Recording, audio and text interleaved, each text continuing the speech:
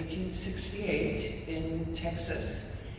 His father had been a slave and was emancipated along with the other blacks during the Civil War.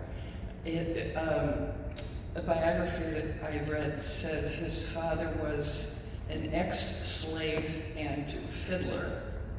So he had some musical ability. His mother was a free black who played the banjo and sang. So he had some musical genes to start with. And they moved to Texarkana when he was quite young, and a German music teacher taught him to play the piano, and his parents bought him a square piano. In Texarkana, his father found work with the railroad, but it says after refusing to give up piano playing for more steady employment as a railroad laborer, Scott Joplin left Texarkana and supported himself as an itinerant musician. He wrote songs adapting forms such as the waltz, the schottische, and the march. And the rag that I'm going to play actually is structured very much the way I remember Sousa marches when I played in the junior high band. There's an A section and a B section, and then a repeat of the A section, and then a trio, which usually goes into another key, and then a final section which kind of pulls out all the stops. So that's the structure of a rag. In 1894, Joplin went to Sedalia, Missouri.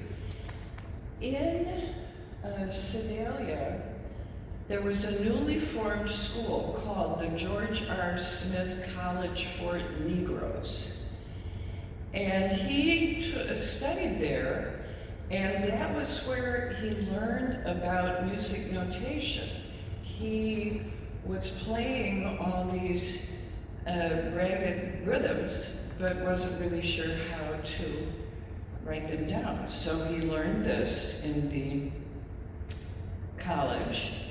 And then he started publishing. A publisher named John Stark labeled Joplin the king of the ragtime writers and published his music. Sometime in the 20th century, he became interested in writing an opera called Treemonisha, which was his second opera. There was a first opera that apparently has been lost.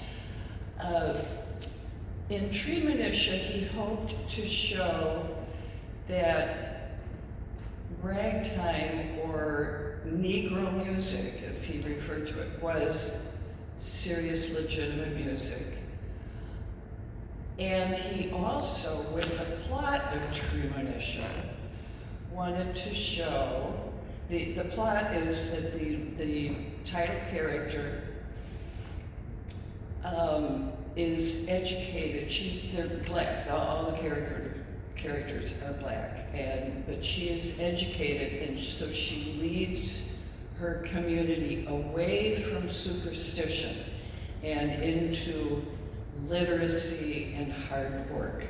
And Joplin really believed that this was the way for blacks to succeed and get ahead. He, of course, himself experienced a lot of prejudice. He was at the Columbia World's Fair in Chicago in 1893, not presented as one of the musicians, but played in the clubs along the Midway, and the same in the St. Louis Exposition. which I think was 1903. So he was experiencing plenty of difficulty being accepted, but so he thought the plot of Treemonisha would help blacks to see that literacy, learning, hard work would be to their ultimate benefit.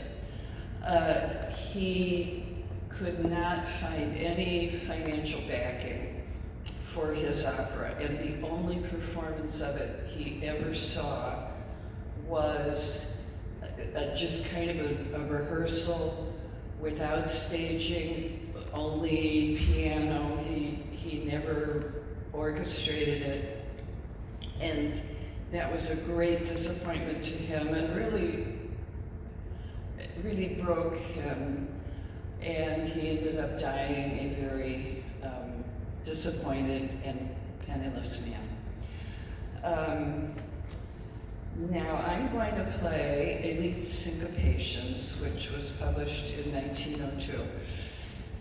The tempo marking is not fast, and in other places in his sheet music, he says, do not play a ragtime fast. It is never right to play a rag fast.